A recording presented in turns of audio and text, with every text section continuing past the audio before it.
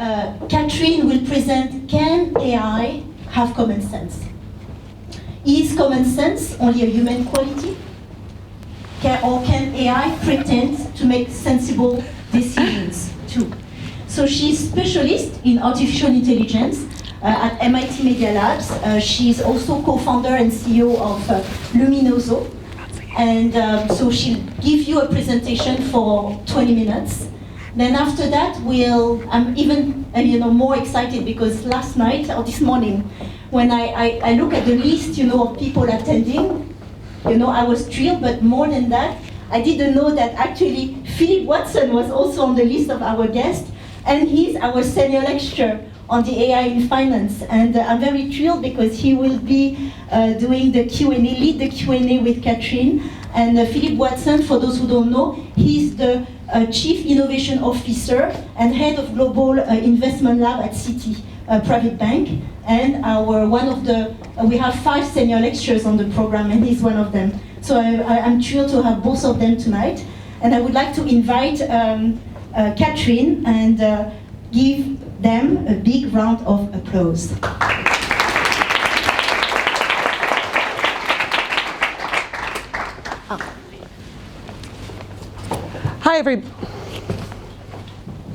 Hi everybody, good evening. Can you hear me? Can everyone hear me? Great. Just one quick clarification before we get started. I'm back at MIT now, which means I'm not still CEO of Luminoso. You can't really realistically teach at a university and work with students and run a startup at the same time. Don't want any of you to get that idea. Thank you all for coming, especially as it's been established really at the last minute. I'm in town for a large conference that's going on, and I would love to come by and share since I had such a good time working on the class. So I work in what's called common sense reasoning, which is a type of natural language processing in AI that helps computers think more like a person and less like a machine. And I'm really interested in how that impacts industry, how that impacts financial services, and how it's going to allow us to take the kind of AI we're doing today and scale it. Things are changing pretty rapidly in fintech, in institutional finance, and frankly in every vertical on the planet right now because of emerging technology, because of artificial intelligence. AI is going to let us scale, is going to let us do things, is going to let us find patterns that we never would have thought possible before. And that's because things are changing really rapidly. This way. Okay, so the last couple of years and even the last couple of months have seen great advances in my field, which is natural language processing, or how computers understand language. Not that many years ago, the state of the art was building these large ontologies or building rule sets and patterns, and then every time something changed, you need to go back and update them. But then we realized something different. We realized deep learning happened. So I don't know if people in the room are familiar, but I definitely want to introduce the concept for people who have heard about deep learning but don't really know what it is. So if you think about it, deep learning is a way of having the computer be really good at recognizing patterns.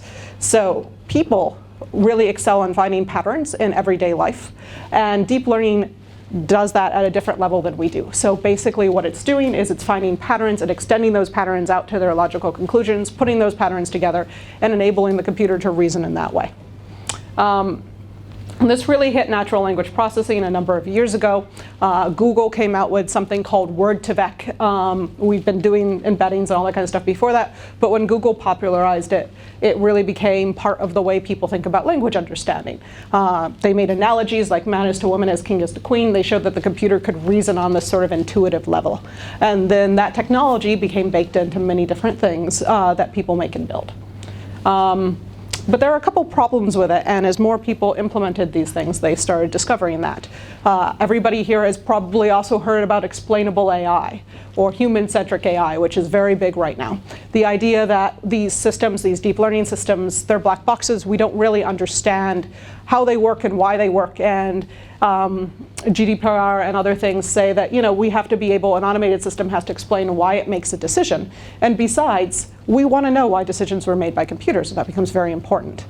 A lot of these language processing systems are very English-centric because they require so much data to run, and that data is the kind of data you only find on the web in English. And so that becomes a problem in today's global economy. The other problems are that AI is not nearly as adaptable or automated as we want it to be with these systems, right?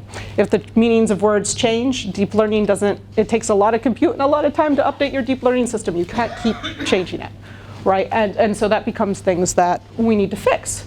And we need to fix that for this vertical specifically, and I'll talk a little bit about that. So the real problem here, and when we see things on the news, we see the StarCraft systems, the Go systems. They take so much data, right? And the reason they take so much data is because they don't really generalize. And they don't really understand how to apply things they learn in one area to another area. So if we go back to sort of the Go system, right? The amount of data that it takes to train that system is probably the equivalent of playing Go on an island for about 18 human lifetimes, right? That's an enormous amount of Go playing and something that we can't really scale to something that's a human derivative thing. For example, interactions in a call center or human decision making, right? We're not going to get the right amount of data. And that happens because it has to learn from scratch every single thing it learns. And that's not how we work.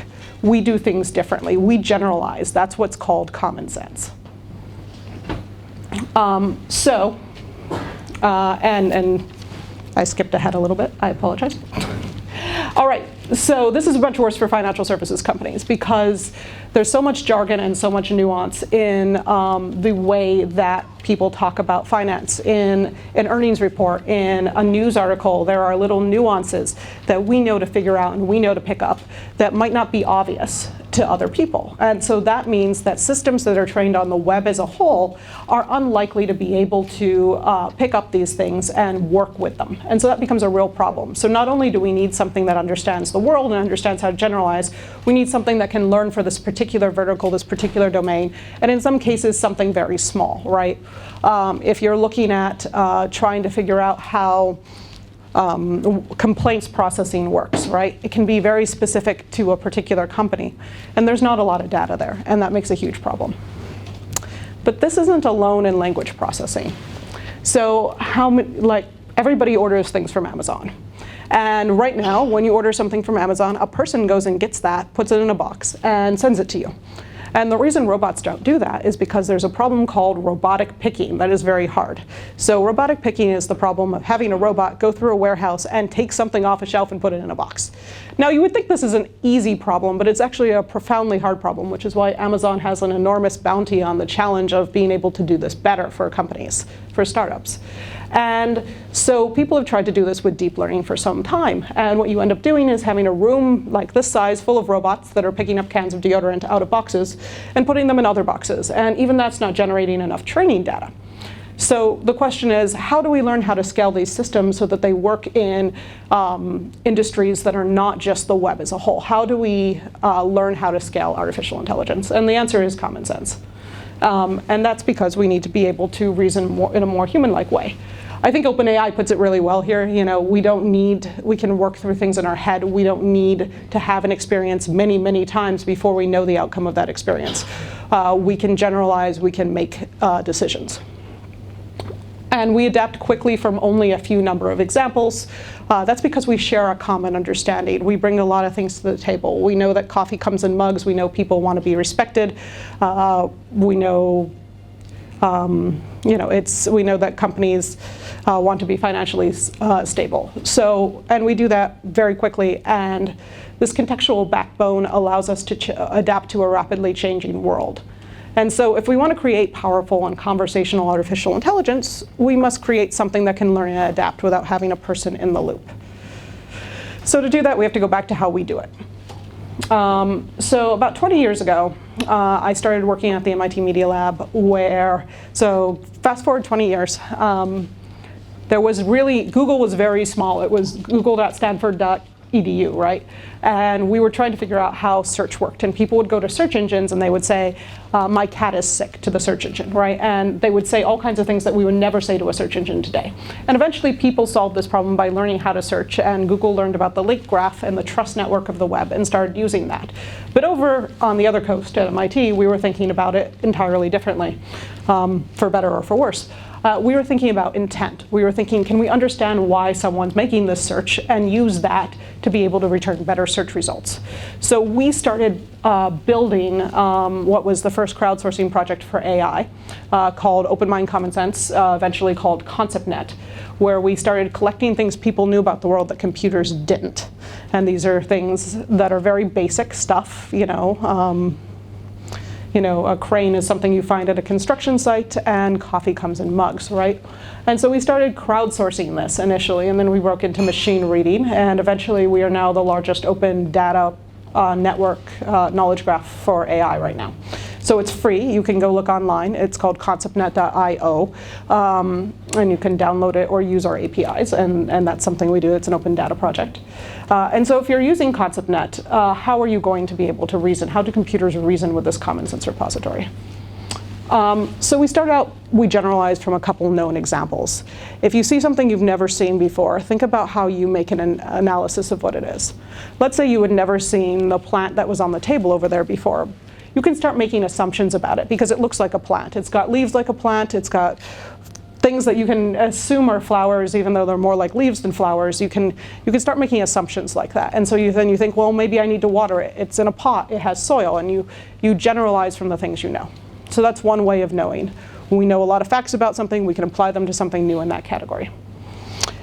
We also build analogies to understand complicated concepts. And this is true in finance, and it's true everywhere. And once you start knowing this and thinking about it, you see it in many, many places. One of these things is information, right? So we talk about information like it's water. And this is fascinating. There's a flow of information. Your company probably has a data lake. We can think about, people make jokes about the internet being a series of tubes. But you keep seeing that we talk about information like water. And the way we think about information is by modeling it off of water, is a theory that in computational linguistics, this was put out by someone named George Lakoff, who, like many computational linguists, ends up writing pop politics books after writing pop language books. It's something that tends to happen in my field. I don't know why. Everybody ends up going into politics after they end up going into language. But we build these analogies, right? And this is common sense reasoning. It's taking this stuff and adding it back into other things. So this field has been around for a really long time. And when I started in this field in the 90s, late 90s, it wasn't that big of a deal. It was a very tiny field. We all knew each other. And now it's something where the US government has a program I'll talk about later doing common sense. So what happened, right? And a little bit of the problems with deep learning that I talked about earlier, what happened, and people gradually started believing that giving computers common sense would help solve this problem, would help them generalize, would help them move to different verticals and different domains. And sort of the resurgence of this started about with Paul Allen, who was Microsoft co-founder, who really believed and endowed an institution out in Seattle to go explore common sense and say, how can we add common sense back into artificial intelligence? Of course, I've been working on this for a while with ConceptNet. So I can show you a photo of ConceptNet. We really do know about the world in about 70 different languages now, and we're using that to be able to integrate into other sorts of systems. We started out doing this with crowdsourcing. So we were very early in the crowdsourcing. This is not the earliest pictures. I actually don't have any screenshots of 1999, which makes me very sad. And so this is great, and we have common sense, and we now know how to make more common sense with our common sense, but that's not very helpful, right? So something that's happened within artificial intelligence in the last year that's really interesting is taking common sense and adding it into other sorts of reasoning. So to go back to the robotics problem from earlier, the robot picking problem, it turned out that a good solution to this problem, and actually the leading solution right now, is to take a knowledge graph that has information about the world, information about objects and how big they are and how they relate to each other, and adding it into a deep learning system.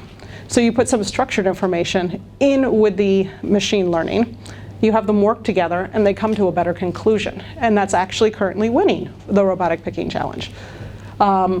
And in the last year, we've really found the same sorts of things work with language. If you take resources like ConceptNet or anything else out there that encapsulates facts about the world, and you add them into deep learning systems, you can make those deep learning systems a lot more robust. And in fact, last year, about half of the AI benchmarks in natural language processing were won by systems that took common sense and added them into more traditional machine learning.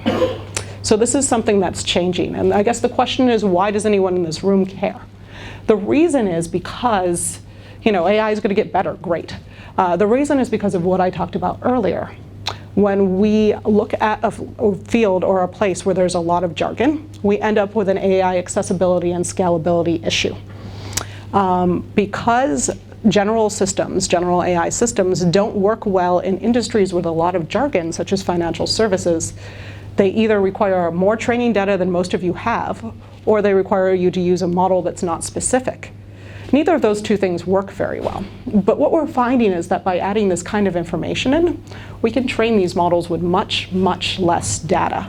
So what that means for you is that when this kind of machine learning matures, you're going to be able to train systems very specific to particular problems in language and across the board.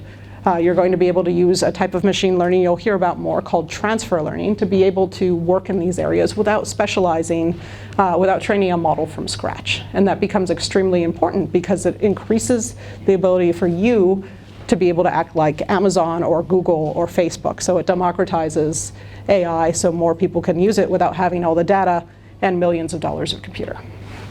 So there are a couple quick projects I wanted to highlight. I mentioned Paul Allen. The AI2, or Allen Institute for AI in Seattle, is working a lot on common sense, on evaluating common sense and trying to understand it. They're working with DARPA. The DARPA Machine Learning and Common Sense Project, which is basically the MCS project, which is a US government project that is looking at trying to understand common sense computing. And that's a little about it, but that's the wrong slide, unfortunately. But basically what they're doing is trying to say, today AI is very task specific. We're going to work on taking these common sense resources, adding them into things, and eventually that will make general AI. I personally think general AI is quite a far way off. And then what we're going to be able to do is use transfer learning to work with these things and make them specific to particular verticals, like, for example, financial services. So, as I said, 2 years ago, one benchmark was won by a system that was using common sense. Last year, half of the benchmarks were won by a system that was using common sense. And so, as we look and see who is submitting to benchmarks this year, we're seeing more and more systems working in this way. So I think that probably there'll be some interesting news on this front in the next year or so. All right, so hopefully that was a little bit of an overview of the kinds of things that I do and work on. And in the Q&A, I want to get a lot more about how this is actually applied and how this is actually something that people use every day in business. Thank you.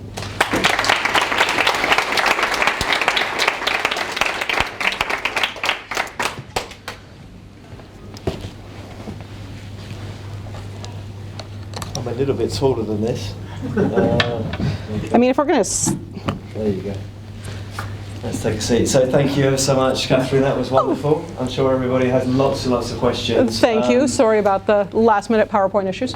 No problem. So I'll just hold this thing. The first question is can common sense reasoning be applied to Brexit? and also to my children who use words like it's sick, and they're not talking yep. about the cats. Yep, no. Yeah. So common sense reasoning and Brexit, and that's kind of a silly question, but also kind of an important question. I think when we're looking right now at sort of understanding trends and understanding opinion, there's been a lot of discussion of can we go online, can we look at discussions on social media, and can we use it to do things like predict Brexit or predict public opinion. And I think there's been a lot of really interesting work on that, but it suffers from one really serious limitation, which is the data set, right? If you think about it, the data sets of the people who are talking on Twitter about Brexit might not be the data set of the average person on the street, because people online tend to be much more opinionated, and so you run into that issue. I love the sick example. So as was mentioned, like when I did the course, I was running a startup called Luminoso, which was tiny then and is now about 70 people post-B, so a lot of growth. And one of the things we do is we help companies with their customer service.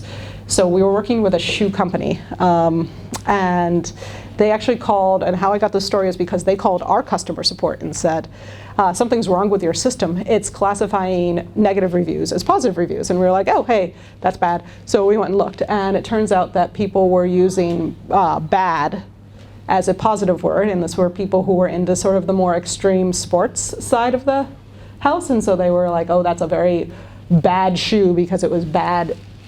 Not going to swear on camera. It was that kind of shoe, right? And so people wanted to express that, and so the system had actually learned that, hey, in these contexts, bad means good, and so it had redefined it for the particular model, and the analyst just hadn't noticed that, and so it was a funny chance of the computer being right and wrong.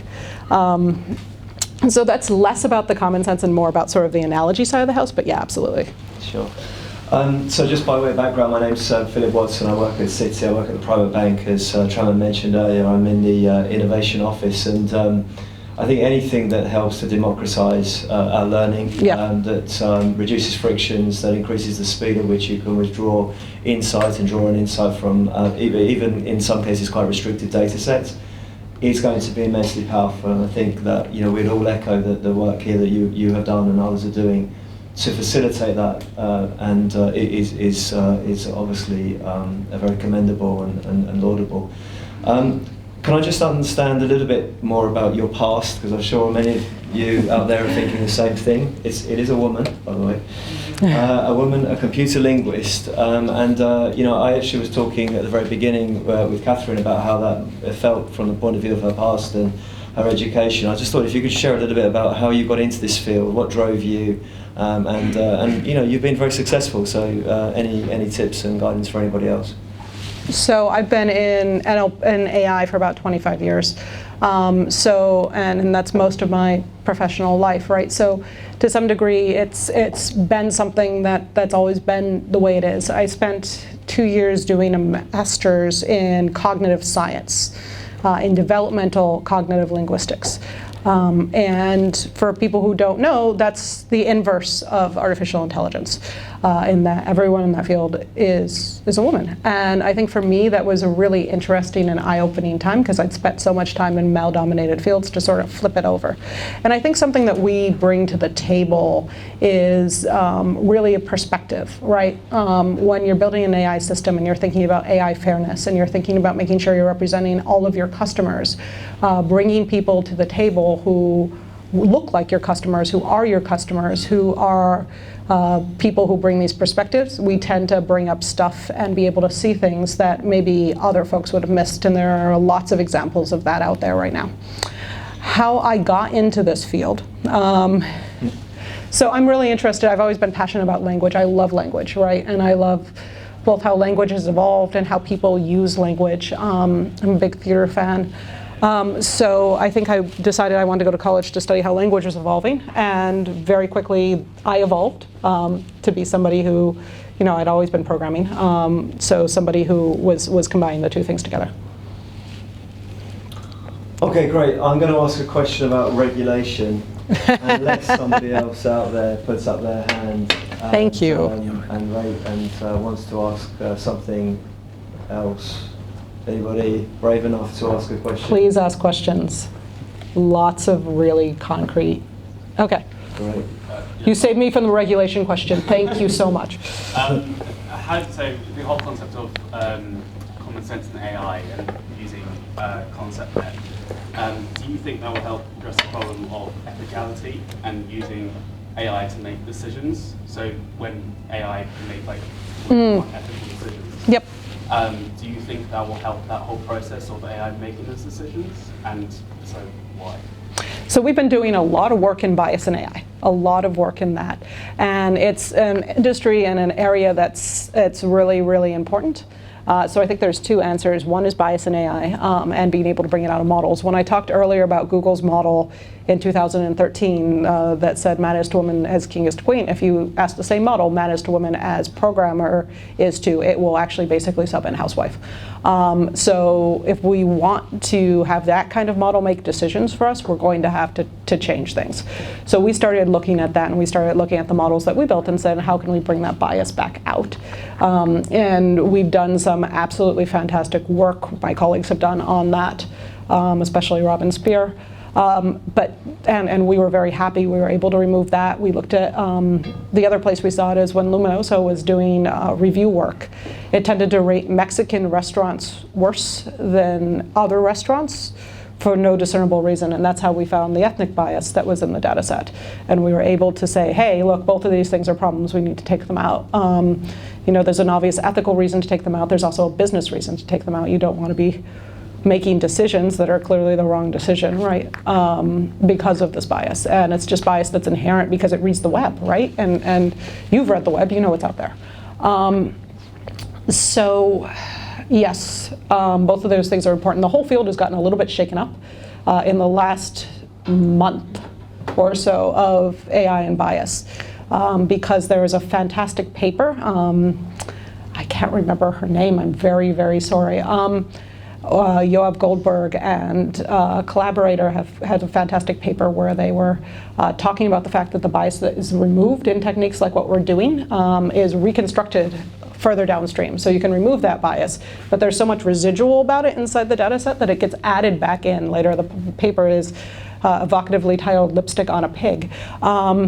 And yeah, I'm like, oh, I'm so happy about my work getting. But you know, it's something where I think what we need to do is say, how can we go out and find that residual bias that's around the core bias we pulled out and pull that out. And so we're starting to do work on that area as well. There's a question in the back of the room. You may need to, I'll repeat it if you shout. So on the one hand, you have these deep learning technologies, and on the other side, you have like these fact-driven kind of database type technologies for the left side of the brain type thinking, actually inside these algorithms. But what kind of technologies do you use for the latter? Do you use off-the-shelf type stuff, or is it all custom built? Is the question around the algos that you're using, the machine learning? Sorry, I didn't hear. The underlying technologies, or the kind of. Okay, so the question is about the underlying technologies. So that depends what you're doing, right? So with everything, which AI technique you use depends on what you're trying to do, and that gets down to the problem, right? Is that it's hard to do this, right? There's different techniques you use for different things, and you know that's one of the reasons why so many people are really looking at trying to make AI a lot more usable by who people refer to as sort of citizen data scientists. So again, it really depends. You know, at the lab right now, we're doing computational creativity stuff. We're looking at implementing some of our own algorithms. We use PyTorch. Believe it or not, we're using the Watson API a little bit to do speech recognition and other sorts of things. So that's one tech stack. Luminoso has built mostly its own stuff, but again, is a PyTorch. I'm a PyTorch person, so most things I'm involved in somehow end up on PyTorch. So a lot of that's its own stuff, right? And that's because it has new technology that it's commercializing. Right, and we use, as part of ConceptNet, we used Facebook's fast text system, we use Stanford's Glove, and we clean up Word2Vec and use that too. Right, so it's very much about go out there. A lot of the off-the-shelf technology is really interesting and really useful. And I know some eyebrows went up when I said Watson, right? Everything out there is good at something, right? And so you have to go out there and you have to say, we're gonna figure out what we want to use, and there are a lot of really great toolkits and marketplaces and places to go look for AI that you can use. Can I just, before, I'll come to you in 1 second, can I just ask? Yeah, you can, do you want to answer that? Yeah. Question, which is about use cases, because I suspect that there are multiple, infinite in many ways, applications of this. But could you just describe, 2, 3 that you've observed, perhaps in different fields, which may be of value to others to listen to? How many people are here are in fintech or financial services? Great. Okay, so I will stay there. So I think one of the things when people are worried about doing AI in regulated industries, I think that there's, for all good reason, and you were going to ask a regulation question, a different set of stuff that tends to be sort of the gateway use cases than there are in other areas and other agencies. And I think for what we've seen is that customer-focused stuff, customer experience, usability, market research, those things are good initial use cases. And one of the reasons why sort of automating complaints processing here in the EU, in the UK, I'm not going to get into that at all.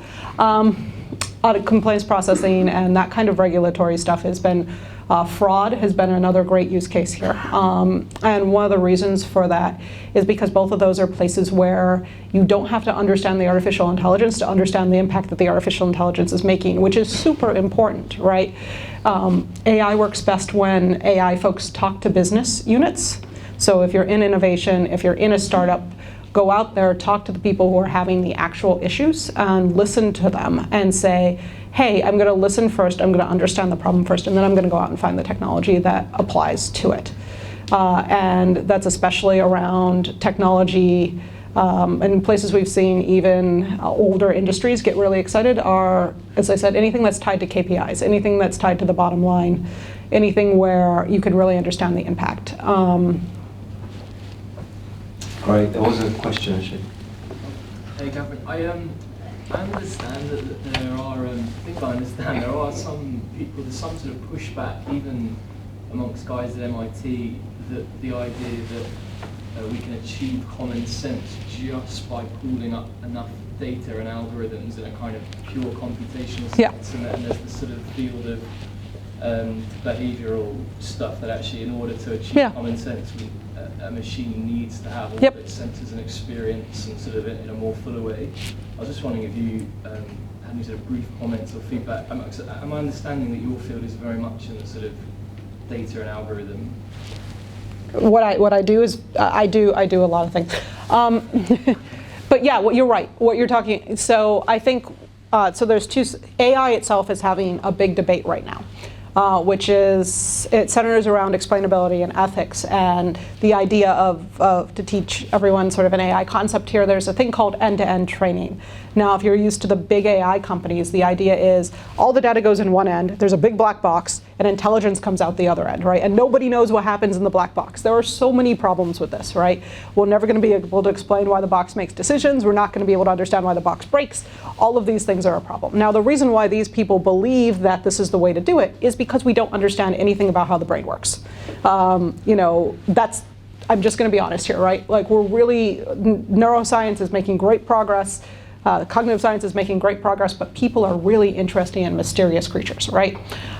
So the idea that we would be able to engineer something that's better than data in, intelligence out, is something that these people think we're not able to do. And if you talk to people who are high up at Google and some places like that, they'll very much talk about that issue, right? Whereas on my side, I'm on the other side, right? I very much go in there and how many people, just out of me doing audience polling, how many people are technical at all? Okay, so for the 5 technical people, things like retrofitting, things where we're taking symbolic information, we're adding them into the deep learning to be able to structure it, or we're building a structure around the deep learning. So I do that. I get inside the networks and I pull at things and make things. And so that's been sort of the dichotomy. And what you're pointing out is sort of the third part, right? When MCS, or when Dave Gunning talks about common sense, he talks about what's called grounding that common sense. The idea that the way people behave, the social aspects of the way we talk, that's very important, and that you can't learn that And you can't do common sense without that side of the house. And so the idea that you can just take one modality of how people think and separate it from the rest is something that there's been pushback on, right? And I think there's a lot to that. I would love to be able to do grounding. I would love to take the system that picks the robot system that picks things up and knows how objects shapes common sense works, and be able to combine that with the language system. I think we're just not there yet because AI funding follows commercial applications, and there isn't really, this is a huge problem, and you can ask me about this, there isn't really commercial applications for that yet. And so it's going to be expensive, it's going to be hard, but we're not doing it. It probably is what's going to take it to move common sense to the next level. So that was actually going to be my next question, which is, looking out and thinking about what could be. When do you estimate? And I guess maybe this is linked directly then with the commercial and the funding aspects. But when do you estimate that this does become a reality? That AI can have common sense? It depends what you mean by AI having common sense, right? Like, but equally, and rather than just to paint a rosy picture, can I also ask you to describe where you see the greatest limitations right now, what some of the greatest flaws are? So, I mean, again, it depends what you mean by AI having common sense, right? Or, one of the spin-outs of my lab is doing customer service for a good number of fintech companies, but certainly a lot of mobile and consumer electronics companies using common sense today, right? So there's common sense in systems that are out there, and it's making a difference. And so that way, if you are playing a mobile game and you submit a ticket and you use really colorful language and analogies to explain what went wrong when you were playing the game, and believe me, that happens, we can understand that by common sense. So that's common sense. But when it comes to what you're talking about, which is sort of the higher level, really more natural interactions. If you're using Siri, it's not a very natural interaction, right? When's that going to happen? I think there are levels to it, right? So there is having a more natural conversation with an agent, with an explainable system that can tell you why it did things. That's actually a level we're going to be able to get to without solving the hard questions, right? And that's something that when I'm talking about, when I'm at MIT right now, I'm working in digital characters for entertainment and things like that. And I'm going to be the first person to tell you everything we're doing is smoke and mirrors, right? Like when we're trying to make more naturalistic interactions, this is not strong AI. This is not, you're not actually talking to C3PO. You're not actually talking to, any of these characters, right? That's not what we're going to build, right? That's not what we're working on. You can't call back people and ask them how to solve global warming. That we're nowhere near that. But building something that's a better user experience doesn't require that. It requires something that's better at understanding people and something that's better at general building natural language. Generating natural language. I think I missed part of your question in there, but very good, very helpful. Please. Yep. Oh, great. Hi, Catherine, thank you so much for a great talk. So this is a more personal question to you both, to you two first. So when you look at AI and the possibilities for the future, what excites you and maybe not scares you but causes you concern the most? Actually, there's what excites me is probably what I don't know. And I know it sounds like a cliche thing, but I think as the data sets expand, as the power of the computing expands, as it's actually about the conquest to find an alternative form of learning or new learning that actually we have never ever comprehended before. And to a degree, we're able to do that already today, which is that's part of my role to help deliver insights within our business and to our customers that is to a degree unique or something they may not have seen before. So, I think, but I do believe that we're really at the start of a journey. It's really quite early, actually, in that learning curve. So for me, without sort of being specific, I would say it's about that. What we don't know, rather than what we do know, but which we'd like to know a little bit more about. So I'll actually answer what scares me also. So privacy. I think that we don't really understand the implications. I don't know of what we're doing and of how to make things truly private. I don't think we give up so much information about ourselves without even realizing it every day, right? Years ago, there was a study from MIT that said you only need 3 or 4 location points per day until I can tell who you are as an individual as you move around the city.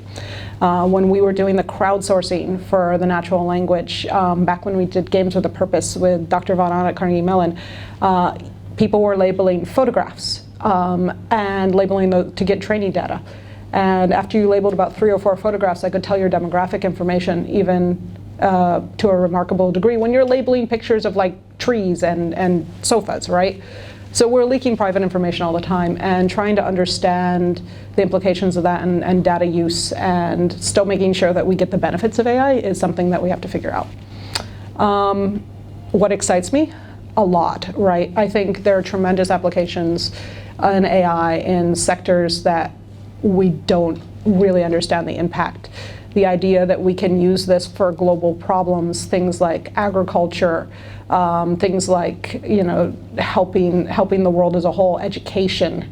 Those things really excite me, and I think that making sure AI is accessible to everybody really excites me. And that's sort of, I guess, if you've probably guessed, a lot of my work is, hey, how can we do AI if we're not a giant tech company? And I think that that's something that I'm very passionate about. Lots of arms going up. I think you were first. Yeah. We look at many problems within the natural language processing space. Do you see any other interesting use cases in other areas? Like, for example, you know, at the moment we still have the need of some policeman that evaluates, you know, some outcomes from AI. Do you see like common sense AI, you know, to be able to maybe understand if, you know, a problem, you know, an outcome is not good, also to find a good outcome immediately? So this is really a question about whether common sense can apply ultimately, I guess, rather than now. You know, boundaries and barriers, and actually, you know, trigger, I guess, alerts as to when an action veers differently of what expectation or what the rules would state that it ought to be. I think definitely, but again, it's a data problem, right? So because for the longest time this was an NLP field and language field, we've got ShapeNet out at Princeton now. We've got Allen Institute has a great social and complex causality data set for common sense, but we don't have the data, right, for figuring out things like that. You know, these are data sets that people have been building. Gosh, like I've been building mine for 20 years, right? It's not going to take 20 years now. If I started today, it wouldn't take me another 20 years. But we don't have that data. And so, yes, it would be helpful, but figuring out how to evaluate when that data is good and when and getting that data are going to be really big barriers. Please. So I just want to ask more general question about the community of researchers in AI. What would you describe as one or 3 most big barriers, conceptual challenges that you have to figure out before you could make AI progress quickly? Before I can make AI Progress quickly. progress quickly. What would be the conceptual challenges that you're facing? So the question is, what sort of, it's more around the environment, what it is that manifests itself as being the best way to draw an impact from resources. And you're specifically talking about research, correct? Yes, about research. Understand. Yeah. What would be the conceptual barriers? What is it that you cannot figure out? Yeah, I'll talk about research, and then I think both of us can answer this from a commercial perspective as well. I'd love to hear it. I'd love to do that answer, because I think that's, both sides are a great question. So research. So I think right now that, again, I think there's a lot of any kind of higher order cognitive generalization, any of that kind of stuff, we're not there at all yet. We are only starting to learn about that.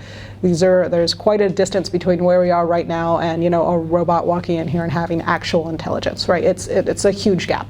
And many of those problems are things that people aren't looking at, even the bigger tech companies, because there's so much low-hanging fruit right now, and there's such a gap between what's in research and what's being commercialized, that there's a focus on getting that low-hanging fruit down, and there isn't as much budget to go after, honestly, what my mentor Marvin Minsky would have called the high-hanging fruit, like the hard problems. People aren't working as much on the hard problems, the things in the far time horizon, and I think that's an issue for AI.